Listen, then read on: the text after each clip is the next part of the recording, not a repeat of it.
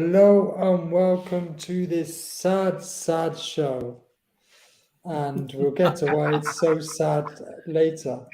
But on slightly happier news, today this is the Third and Long podcast live on Facebook, YouTube, and for the first time, we are also live on Twitch.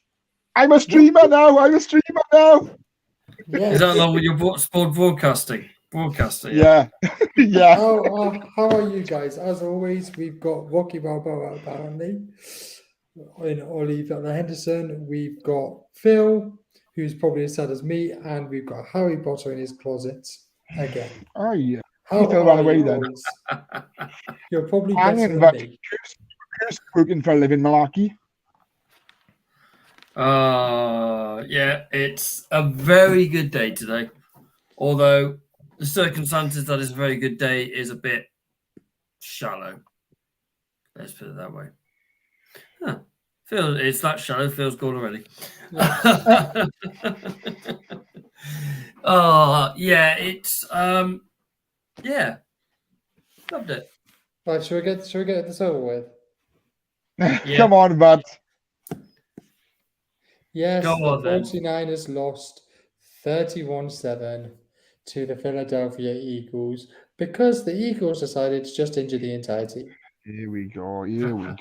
I mean, they even tried to injure Bosa when Bosa wasn't on the pitch.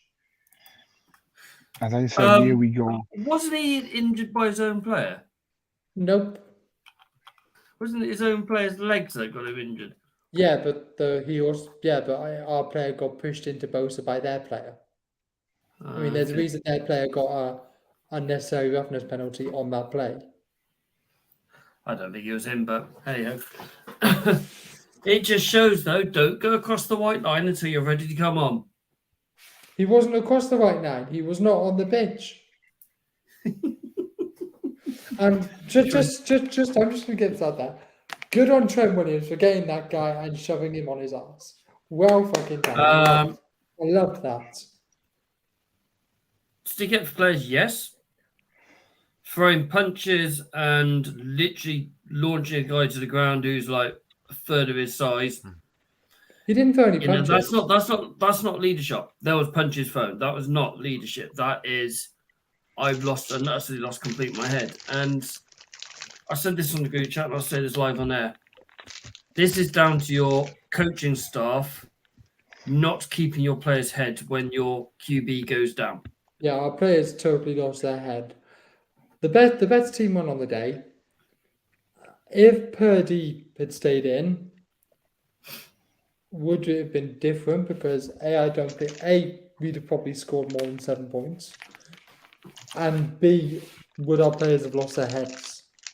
But ask yourself this, bud. If wishes were fishes, the world would be an ocean. Do you know what I mean? Yeah. Yeah, that's very true.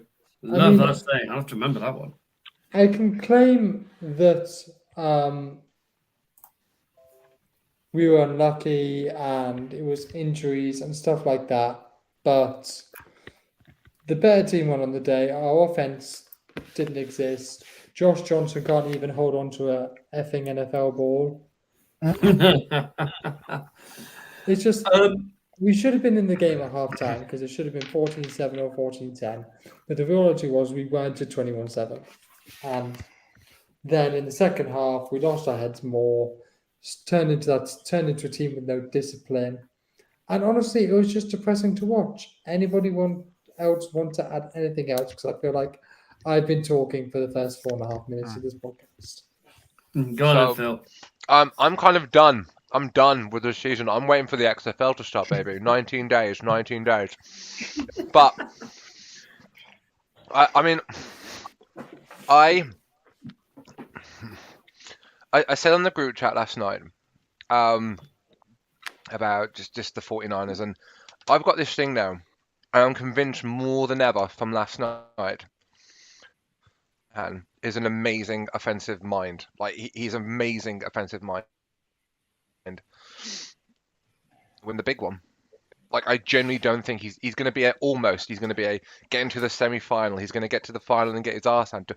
I don't think Kyle Shanahan has enough about him as a head coach to win the big one because he blew it when he was at the Falcons. He blew it in the the Super Bowl against the Chiefs. He blew it last year. It happened this year, and we can talk about like injuries, but and don't get me started on Josh Johnson because I don't think I've ever seen a worse. Like I would have happily have had Gardner Minshew just like rip off his Eagles jersey, pass.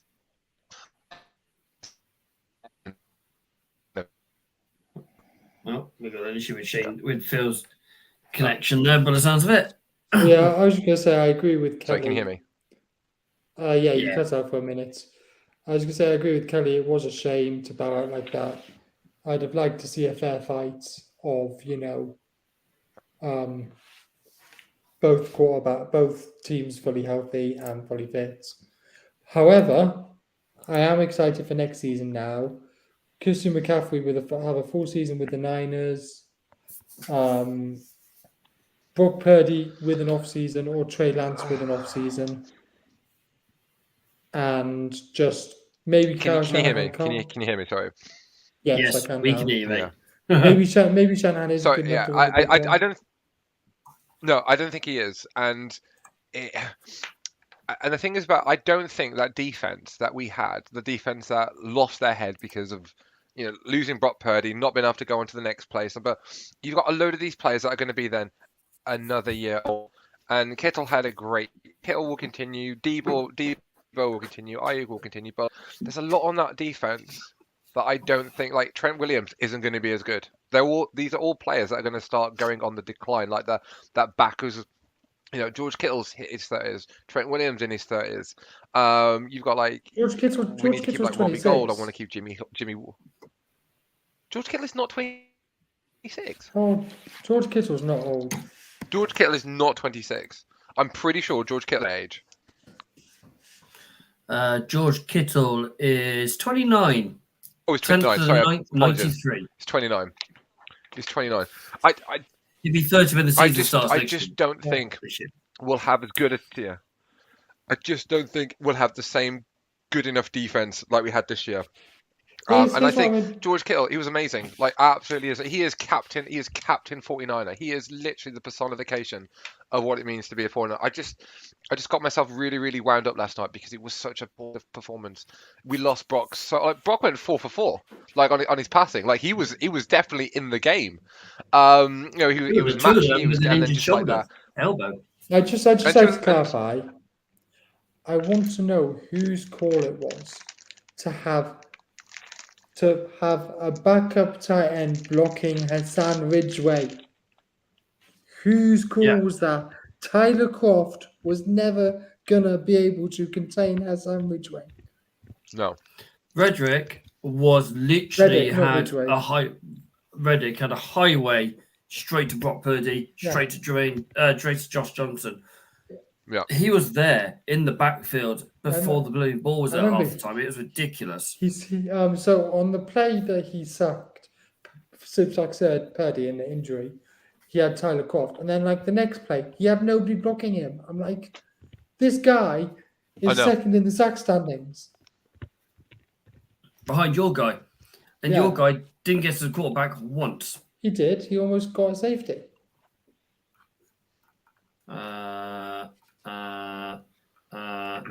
Jimmy Ward was the one who got the. Bosa got a sack. Who got the sack? Bosa. No, Eric Armstead. According to ESPN, the only sack was recorded by Eric Armstead. Bosa got a sack last night on the 1 yard line. Bosa got 2 tackles for losses, but he didn't get a sack. No, he tackled Jalen. He tackled Jalen. He did because Jalen Hurts stopped it from being a safety. Yeah, I'm looking at what ESPN have got on here, and the only sack that's on here at the moment is Eric Armstead. Bosa tackled Hurts in the end zone, and Hurts fell forward onto the 1 yard line to stop a safety. It happened. Argue it with ESPN. I'm just saying what's on the ESPN stats, mate. All right, let's look at the NFL. My issue is, you've only got 4 or 5 linebackers in your roster suited up every week, which is crazy. Absolutely crazy, because if one goes down, like we all thought Fred Warner went down in the second play, that was his game done. B, you lost your heads, and literally, I've never known so many ridiculous Yeah. penalties. Yeah. There was so many penalties; it was ridiculous. There was a total of penalties. It was 11 penalties at 81 yards, Jesus Christ. and they're all unnecessary roughness. And then the massive punch up at the end where 2 players got ejected. It was just ridiculous. It was there's a way to lose, and then there's that. That wasn't the way to lose. And I felt sorry for I did feel sorry for you guys last night. I mean, giving you so much jip all season. But I did feel sorry for you and the other Niners fans because The team lost just Brock. in the second half, the team just sort of rolled over and died. Yeah, they just didn't want to show up, Yeah. didn't want to And play. I gotta say, I know they were fairly. I mean, once Johnson proved that he was worse than Skylar Thompson, like I've never seen a quarterback look terrified every snap. The fact that he couldn't even do shotgun, he literally had to do under the center for every play, and he still was messing it up. I mean, at that point, the game was over, like full on over. I mean, as soon as like he sacked and lost the ball. Yeah, the game was over as soon as. But like, we were still in it. Like when CM scored, I think was it to make it 7-7. Yeah, He did because he made it 7-7. We were still in the game, and the defense was balling. Like it was the offense and E.G. Johnson that was really, really shafting them. But like when they brought Purdy in, and it was just when you play defense, and Ollie, you can say this as well. When you absolutely know that every play that the offense are going to do is going to be handoff, run inside, handoff, run outside. Knowing that they're never going to pass, you are just going to blitz 11 men every single time. yeah, that's exactly you're what 10 yards higher up the pitch. Yeah, and this is the thing. It's like by the third quarter, they were just handing it off. So no shit there. Kittle was getting sacked behind the line of scrimmage. Debo was getting sacked behind the line of scrimmage. CMC was running into an 11-man green wall every single play because handoff inside, handoff outside, jet sweep, handoff inside, handoff right side, handoff to Kittle. Like it literally was the same play, and like you don't even need to be Tony Romo to call all these plays. But it was just no. And honestly, it was embarrassing, and I put myself through it to the end, knowing that I would be in a foul mood today, and I was in a foul mood today at school, which never helps. And how many got suspended? No, I had to do a load of reintegration meetings where they come back from suspension, so I have to like sit through like these meetings. So it was just really, really painful, and I heard on the grapevine as well that in the locker room. It was really, really somber until I think Kittle and Warner did like a bit of a talk to the players, and it became a little bit more jovial because listening to what I was reading on the wire today, it was just devastating. Like they realized they messed up and it was on them. And I heard like you play now can sort of just enjoy the Super Bowl and not have to worry about your team, losing in the big game. There's that, but I'd rather our team was in the Super Bowl. Yeah, me too. Yeah, I know good. So I'm going to be in the Super Bowl now. I'm going to will the Eagles to win. Fight, Eagles, fight. All on to victory. Right, can I just talk? Right, that's better than Jalen Hurts singing. Yeah. Can I just talk about the elephant in the room, which is the catch in the first quarter? I don't blame Shanahan for not challenging that. The angles we saw at the time made it look like a catch. The only thing that made it not look like a catch was Devontae Smith's reaction, to be honest. Yeah. And if you know that, you get straight on the buzzer going, do we. Because he got up and he was like that. And it's the Eagles' signification going, we've got to snap this quick. And it was a great play. It was 4th and 6. It was 4th and 6, wasn't it, play? 4th and 3, I think.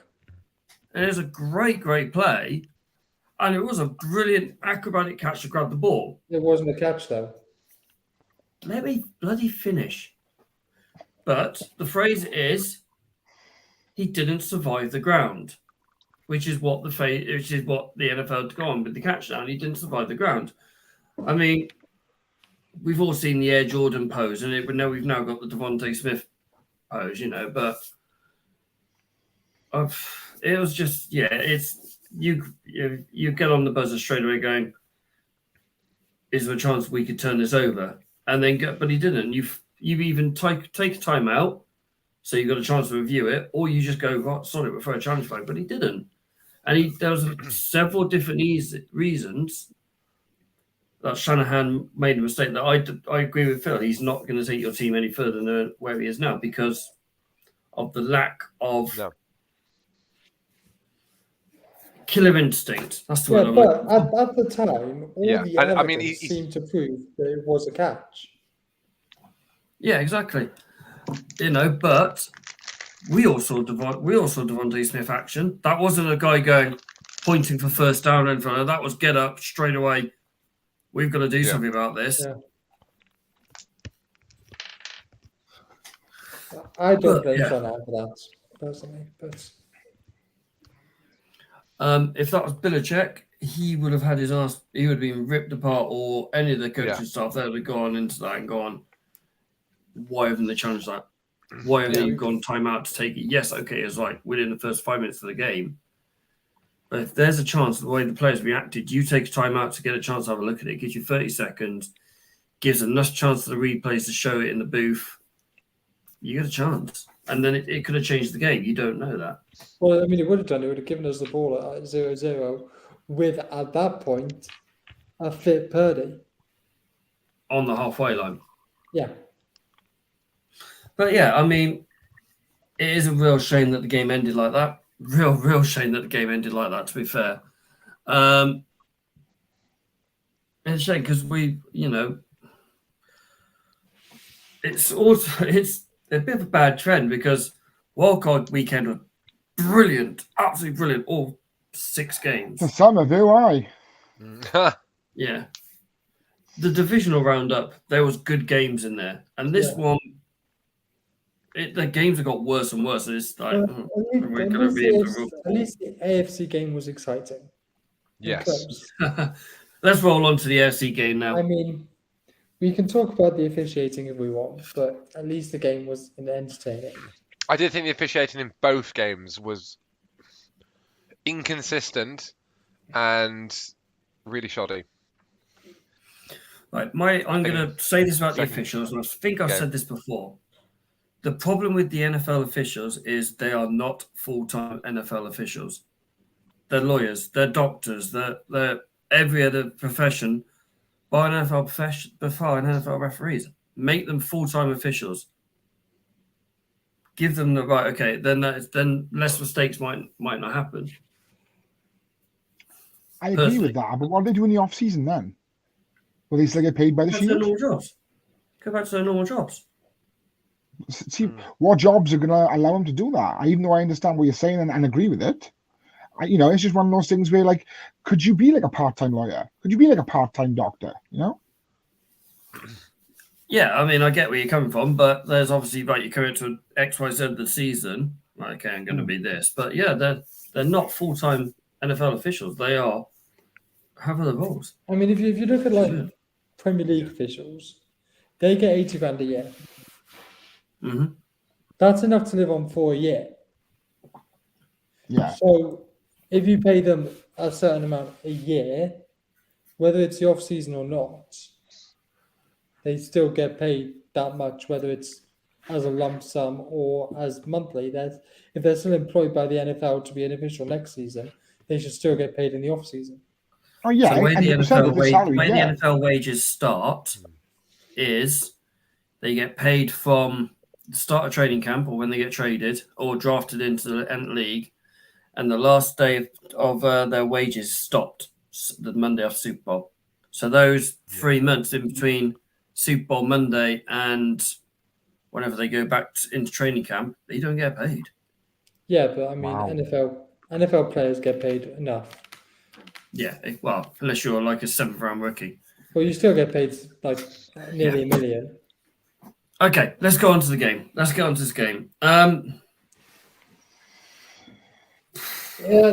do we start? The thing that's disappointing about this game is that it ended on a really stupid decision by a Bengals player. Agreed, yeah. And an unnecessary reference penalty. And that guy has been brilliant. Osea Yeah. has had a very, very good season. But we've got to pay credit to the Bengals, who had 3 fit wide receivers at the end. And who would have thought that Noah Gray and Marcus Kemp would have been there in the fourth quarter on the big plays? Yeah, I know, crazy. You know, Kelsey wasn't fully fit. McKinnon wasn't fully fit. Sky Moore, Nicole Hardman, Kadarius Toney, Smith-Schuster only had 1 target because he was taken out early. They had a lot of MVS players. had a very good game. MVS was my player of the week. He was absolutely superb. Him and Trent McDuffie on the defense was brilliant. MVS is on the offense, isn't he? Yeah, that's why I said Trent McDuffie on the defense. Oh, I thought you were implying they're both on the defense. I was No. like, we talk about the same player. I didn't. If it was English, I wouldn't have had a good grammar. The teacher would have told me off. That's not me giving in the. If only we knew a teacher. If only we knew a teacher. Oh, I know. But it says a lot, though, of how, you guys were, adversary, we've got to literally run it. Okay, yes, they had their quarterback, a half-fit quarterback, admittedly. But they were still able to keep their playbook going. Hold on, Kelly. I thought it was called Burrowhead. Kelly said, I was very disappointed how the Bengals started. First 2 drives were rubbish. It was so light at Arrowhead and it got to the Bengals. I think the Bengals went into that game thinking they'd already won it. They think it. Yeah. They thought, oh, we've already won here. We just need Yeah, to turn up and win. They were calling it Burrowhead. There was, obviously they're 3-0 in the last 13 months. You had their mayor shouting his mouth off, going all this, and that's why Kelsey kicked off on the podium and telling him to shut his mouth and do what he does and stuff like that. And I don't blame Kelsey or any of the KC players are going 2 fingers up to you. I mean, And Eli Apple deserved it as well. I mean, mayors need to stop. Mayors need to shut their mouth. First, we got the mayor of Dallas saying he could kick better than Mayer, and he's in a wheelchair. Brilliant. And then Yep. the Bengals mayor shooting his mouth off about how good they were, or whatever it was he said. Yeah, I mean, And Kelly did say it's all about playing mind games, though, isn't it? Well, I think mind games can go 2 ways. They can either work or they can add fuel to the fire. And I think clearly here they added fuel to the fire for Casey. yeah, Casey was like, Mahomes unfit still managed to pass for 326 yards on 1 leg. Either they added fuel to the fire, Casey, or Bengals started believing their own press. Bengals are being their own best. Joe Burrow was their leading rusher for 30 yards. Joe Mixon never got going. Perrine never got going. And without that, T. Higgins got only 85 yards. Chase only got 75 yards. Boyd only got 40. They managed to stifle that team. As Phil was talking about in the last game, saying that if you know you're going to run the ball, then you can blitz. If you know they're going to pass the ball, which by the end you sort of did, you can just, the pass rushers know that they can just go straight for the quarterback. Yeah, definitely. And that interception from, I want to say Cook, number 6 for KC, yeah, Cook, managed to pass it down to Williams for the interception. That was a really bit of play. Yeah. I don't know if he meant it. I don't know if he was trying to deflect it down. And it was just Williams was there in the right place. I think it was Williams. Yeah, Williams is in the right place or what. But yeah, brilliant bit of play. How many times did Burrow get sacked altogether? Because I know he'd got sacked 3 times in the first quarter. 5 times. 5 times. So he keeps up his record of never winning a game if he's been sacked more than 5 times. 5 times or more. It's crazy. A great record to have. No. It's one thing though. We always see Joe Burrow sitting there quietly. He's never going at his O-line. He's never going at his teammates trying to fire them up. He went into his O-line. He ripped into his O-line, which is unlike him. He was ruffled. He wasn't a happy chappy. Yeah, it was. What do you chaps make of it? It was really out of character of him to do that. I think, as from a quarterback perspective, and I learned this from watching some great coaches like a quarterback. Every mistake that happens on the offense is his fault. Like a bad snap, a fumble, a sack. It's all, the quarterback always takes responsibility because you protect your protection. And Joe Burrow, since coming into the NFL, he has had the most effective O-line, because don't forget, last season he's getting the living daylights beaten out of him. I mean, it was the offense that lot last season. This year it got mildly better. He's still getting pressure. He's not even a quarterback that lasts too long in the pocket either. He's got a quick release. Like, he's got a great eye in terms of viewing the field. He can get rid of the ball very, very quickly. So for him to get frustrated in this game, we can say like, yeah, it's AFC Championship nerves or AFC Championship moment, winner's mentality. But if he's getting frustrated at the team that he is never really absolutely apoplectic at, that just shows how he feels about the team or that current setup. But maybe he felt a little bit let down by them because he can only do so much, isn't it? Because that offense is him and Jamar Chase. It's like what Brady said on the Let's Go podcast a couple of weeks ago. When you win, you point at everybody else. When you lose, it's on yourself. Yeah. And as a quarterback, I feel like that's true. And when Brady said that, I thought that was that's something that just stuck in my brain. So he was the sixth most sacked quarterback this year in the regular season. Do you know who was ahead of him? So he had 41. Daniel Jones had 44 sacked.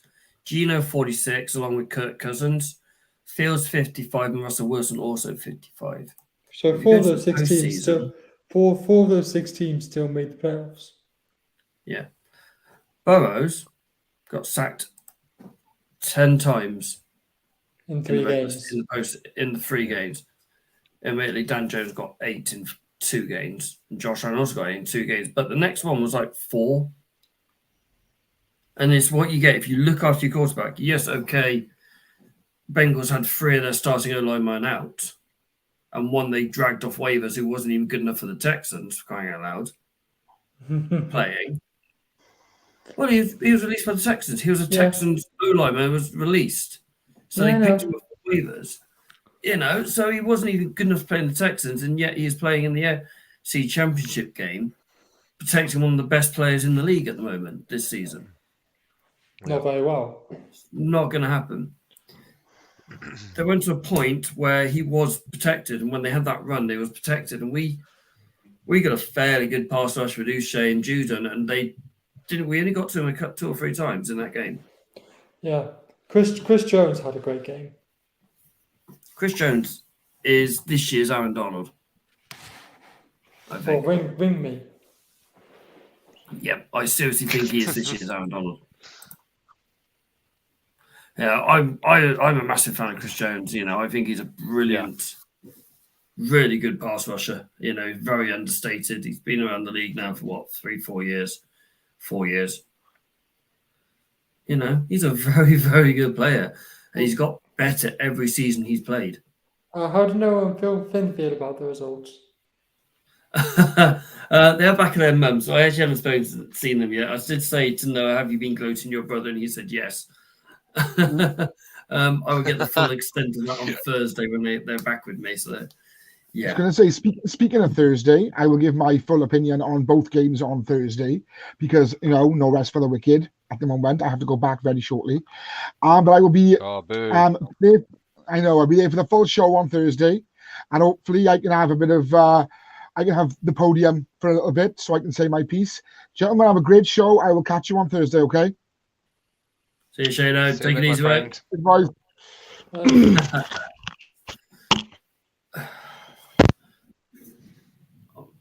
Yeah, so that just shows that KC defense had a game plan to stop the run and make Burrows pass the ball. And if he made it, he made it. If he didn't, he didn't.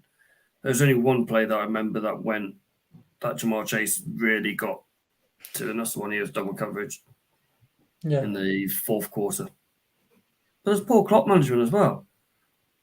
We know you can't give Mahomes time on the clock. Yeah. Well, I mean, he's if it wasn't for that dumb penalty, then it would have been decent. It would have been good clock management. It was a 60-yard. It would have been a 60-yard field goal attempt, they reckon. He would have had 8 seconds on the clock, so he would have got another playoff. But it would have been a very quick get the playoff and go. So he would have had the chance. They know they got Sky Moore, who's quick. But yeah, they had maybe 10 yards.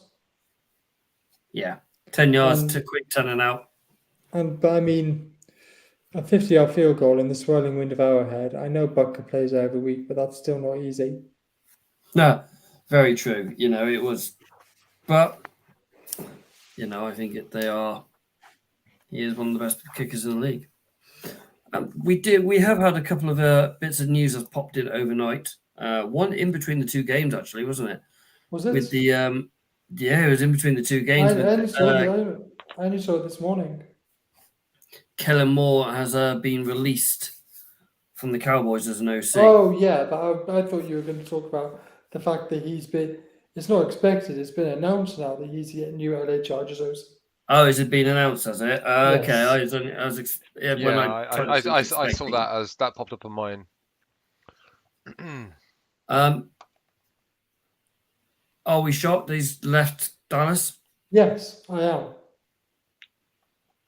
I thought he was going to be an OC, HC. Sorry. Yeah, I thought he was. I was like, oh, he's probably done that because he's got a head coaching gig, but no. Which is strange, really strange. But going to LA as an OC, that's a strange move. It's a very sideways step. Did they fire the OC? Yeah, they did. I feel like it's going from one overrated QB to another overrated QB.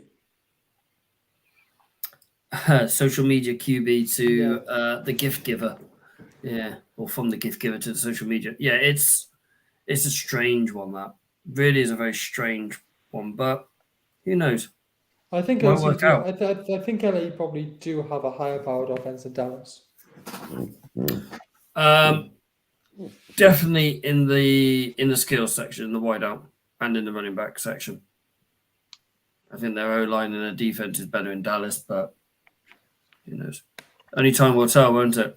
He's going to have a few weeks now to look at what he's got there. So you got free agency coming up, that knows what he's going to bring in. And, you got the draft, obviously, as well. They got 22nd pick, I think it is. And then so we move on to the money. Oh, my God, yes. Salary cap comes in and added 16 million to a record 224.8 million. I mean, new broadcasting deals, an extra game. It was always going to go up. I mean, can I add as well? Genuinely, the amount of billions that Roger Goodell brings in for the Shield every single year, it could have easily gone up by 25 million. Oh yeah. Like in terms of when I looked through it, because I'm really, really fascinated because I do lessons on how much income like the NFL and the Super Bowl brings in for like the halftime shows and stuff like that. And it blows kids' minds when I actually show them the numbers of how much ads, like how much 30-second ads actually cost them, and we weigh up whether or not it's worth it. But considering that the Shield nearly brings in, is it nearly $40 billion a year alone, which again, so much more. I think it might even be more, but it's a ridiculous amount of money. So when you look at the 32 teams and increasing the salary cap, I do look at it and go, oh, because I play Madden with the salary cap off, so I'm just that type of player. So I just am salary cap off, and then just enjoy the game. Because I don't want to be a general manager while I'm playing a video game. But yeah, it blows my mind that 60 million. It's a lot, but I go, oh, they could easily raise it to 25 million. It wouldn't even be a drop in the ocean. It's funny you say that because last year during my masters I did my dissertation about the NFL. Yeah. And one of the books I used there was a chapter. It was a chapter of a book. I think it was called "The Broadcast Economics of the NFL." Yeah. And I can't remember the exact numbers, but I remember the numbers that were in there were eye-watering. Yeah. It's ridiculous. And that's what, again, it blows my mind as well, considering that there hasn't been an expansion for like nearly 30 years. I'm genuinely surprised we don't Jags was have the last more one. teams. I understand, but like I'm generally surprised that they haven't tried to put in another 4 teams. I think Yeah. they need to put in another 8. Yeah. So that 16 million divided by the 53 rosters, just over 102,000 per player. Yeah. 302,000, sorry, per player. That's literally just worked out on that. It's crazy how these players are going to earn that much, but it's not. It's the rookies aren't going to get any more. It's going to be Mahomes, Burrows, and those kind of players. The big name players that they want to bring in. Probably Surely you go right. The Bose is probably going to get an extension. Bose is probably Yeah. going to get an extension this year. I think McCaffrey, maybe Ayuk, Jimmy Ward. They're the Niners. Mosley, Gold. There's a couple of players that we need to keep. McGlinchey. No. Kobe Myers. No. McGlinchey got better towards the end of the season. Oh, thank God he got better towards the end. I mean, he couldn't get much worse, but... Well, that's exactly like me. Oh, that's literally me in a classroom going, oh man, out of the 32 kids in this classroom, he's the worst. But towards the end, still is the worst, but he's not as bad. He's gone from an F to an E minus. Yeah, and I just honestly, like, the amount of times I watched him this year, and he was so bad. He's not a pass blocker, he's not a rush blocker. So what does he bring into the team? I honestly think we should test for the line in particular, especially after the championship game. I think you sign back Jimmy. You give Bosa his extension. You get Gold. You bring back Mosley, and then you look to where else you can strengthen that offensive line. Whether or not it's in the pins for the draft, whether or not we look at Trent Brown if you want. Free agencies. For a win. You got Brown. I reckon Kyle will do the job for him. To be fair, Kyle will do a job. What, the walk-in penalty? No, fair, doubt it. No, that's McGlinchey. Every game, one of our right tackles, whether it's Trent Brown or Ishmael Wynn, that goes the flag, holding or false start. It's like, my God, you practice with this guy every bloody week. You know when the snap's coming. Stay and wait. It doesn't matter if he was playing against bloody Texans or he's playing against you. It doesn't matter. With both on him, he would still go early. It's like, don't be an idiot. Please just hold your bloody ground. You're bigger than most people, Trent Brown. Stay freaking still. Sorry, rant over. Kenny just said he would have invited her home last night. Oh, God. Flags flying everywhere. Yeah, I mean, there was an awful lot of penalties last night, and that spoiled the games, which is the shame on both sides. It really was a big shame. Our third and long awards voting has opened. They are on our Twitter page. The polls are going on there now. They are open till Monday lunchtime next week. We will announce on our Thursday show pre-Super Bowl, so it'll be before the NFL honors. Woohoo! It's the award that all the players want. Yeah, I was about to say the third and long honors are the real ones, aren't they? Yeah, they are the real ones. Very much so. That's why Chris Jones played so well. He was annoyed at not getting nominated for DPOI. This is what I'm getting. Someone did say something on one of the groups, and I posted on the groups, and I can't remember what was it going. It was the Seahawks coach, and the name's lost my name, and he can't even get a break at the moment. He can't even get nominated for that Coach of the Year. They are open. Go get involved, retweet, share it around, get as many as we can on there. We will be plugging it quite heavily over the next week. This is our penultimate Monday show. As we're not doing one next week. No. Oh, I know. And then we'll be going after Super Bowl week. We will be going down to one show a week. New XFL, baby!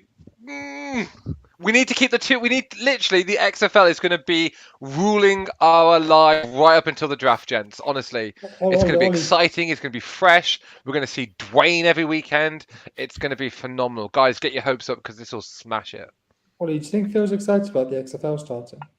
Nah. He's obviously been. He's taken something today. He's on the downward spiral, so he needed to take something. I'm on the orange juice, and I've just eaten a load of mini eggs, so I'm just like proper buzzing. It's been one of those days. No, I mean, you didn't share the mini eggs. I am deeply hurt, man. Sorry, Jones. What? Share them through the screen. Yeah, one for you. One for you. like that Willy Wonka scene. Or like Mike TV, just like. Yeah. I love that. God, yeah. Yeah, we have got XFLs. We have chosen our own teams. Phil's repping his. Renegades! Arlington, baby. St. Louis Battlehawks, because someone below me took my team. My pool team was called the Renegades, and he robbed the top off me. You can support the Renegades as well, because it's fine. I've had enough of two 49ers last week, so I don't think it'd be fair on you lot to have two Renegade fans. I've taken the Guardians. Yeah. Guardians, and I think Shano's taken the Sea Dragons, isn't he? Yeah. The Dragons or something like that scene. It is a shorter show because we've only got 2 games, and there's been only a little bit of news. We are back on Thursday. Yeah, fairly big news. We are back on Thursday to preview the Pro Bowl. Preview the Pro Bowl. Wrap up like any coaching positions that might be filled that we might find out within the next hour.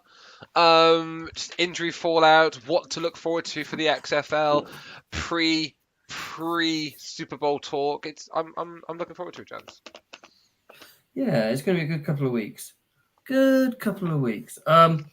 Ladies and gentlemen, we will be back on Thursday. 8:30 live on Facebook, YouTube, and now Twitch, which I can't believe.